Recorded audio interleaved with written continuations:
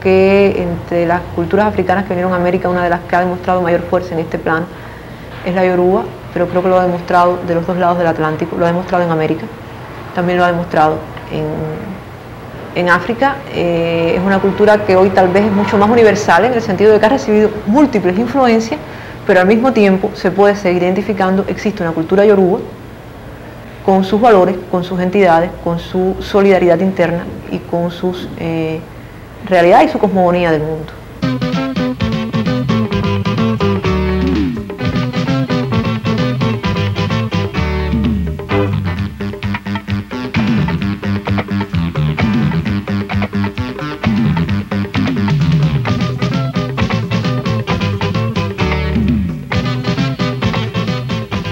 La religión es una constante entre los yoruba para todo, ya tanto como fenómeno cultural, histórico, social. Toda la vida del yoruba está guiada siempre por la religión. En términos generales, tradicionalmente, ante cualquier fenómeno, ante cualquier acto que va a asumir el yoruba, tiende siempre a consultar con sus orichas, con sus deidades. Hay algo muy importante que yo creo que para entender al africano hay que tener presente, y es la tremenda importancia de la religión en la cultura africana. Estos son dos elementos que no se pueden divorciar. Sencillamente el que los divorcie está incurriendo en el peligro de que si estudia África no la va a entender nunca. Los africanos llegaron a América, pero llegaron como mano de obra, como fuerza, como piezas de ébano, como se dice también metafóricamente, pero trajeron su gran cultura, una cultura que se ha sostenido, que ha resistido, que es un verdadero modelo de la cultura de la resistencia, debido a lo que ya tantos especialistas y conocedores de estas culturas han dicho, ¿no? A los valores filosóficos de estas culturas. En múltiples oportunidades hablé en este mismo lugar con José Luciano Franco. Como sabemos, es quizás una de las personas más competentes y más capaces para hablarnos del aspecto que trata este tema y del que queremos profundizar en brevísimas palabras. Franco escribió numerosos trabajos y dictó no pocas conferencias sobre el tema de la importancia de los cabildos en la formación de la identidad cubana y particularmente en la preservación de la identidad del negro como comunidad y como individuo. Era una mercancía, era un animal, era cualquier cosa menos un ser humano. Y era un ser humano con frecuencia, con una cosmogonía y hasta con una cultura y con unos valores éticos y morales infinitamente superior que el que estaba comprando para después venderlo como una mercancía. Y esto es algo que también es importante.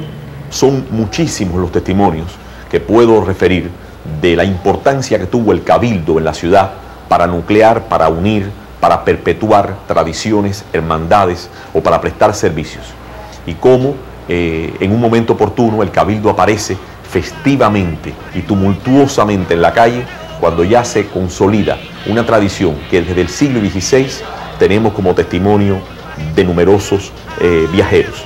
Me refiero a las fiestas o festejos del Día de Reyes, la Epifanía de los Reyes Magos, y que tanto en La Habana como en San Salvador de Bahía y en otras ciudades hispanas y portuguesas, pero particularmente en estas dos, provocaban una gran fiesta popular y la salida organizada de los cabildos.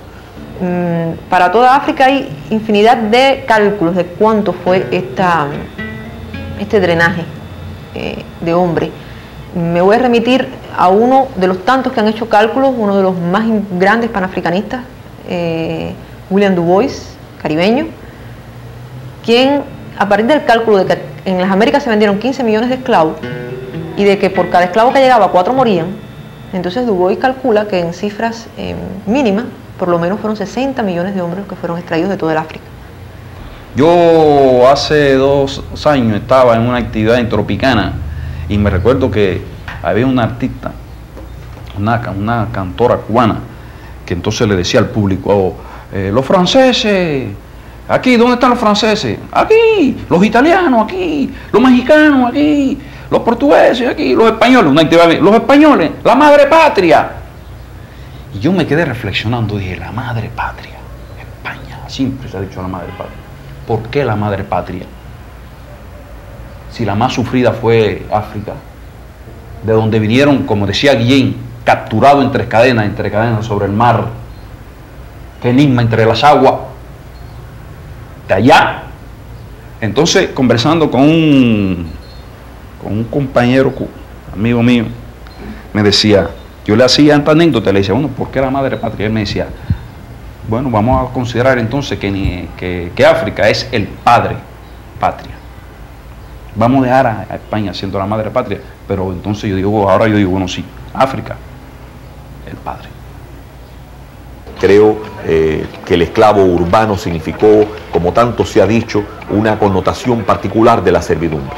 Creo que el hecho de no vivir en la dureza terrible del barracón del ingenio, el no soportar las enormes fatigas, aislados por completo de la comunidad de sus compañeros. Hay que tener en consideración que generalmente en el ingenio y en las tierras agrícolas se escogían esclavos de distintas nacionalidades para impedir en ellos la unidad esencial para la rebeldía. Fueron espantosos, ¿verdad? La palabra tal vez es un poco de otro medio, pero yo no tengo otro calificativo para decirlo, fueron espantosos. Sin embargo, no era el caso de la ciudad.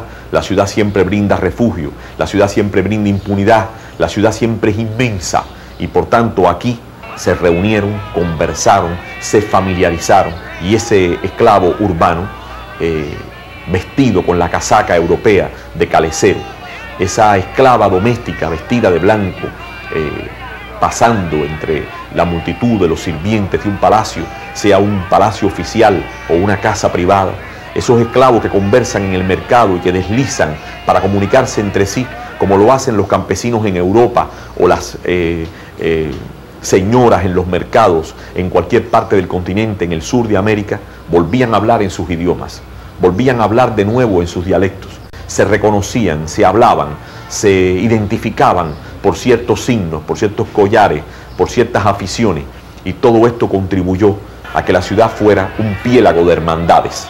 La ciudad fue, en definitiva, una reunión muy poderosa de intereses de los que querían la libertad.